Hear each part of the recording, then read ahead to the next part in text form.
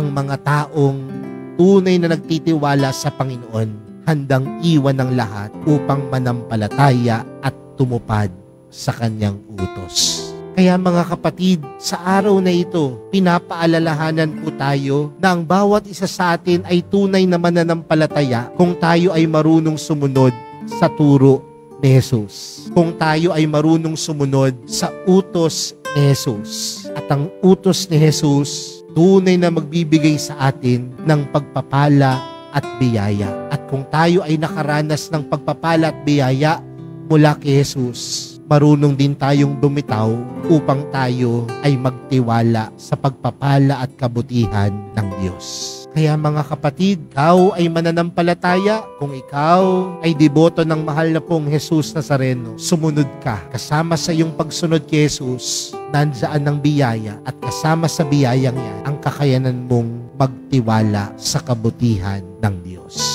Amen.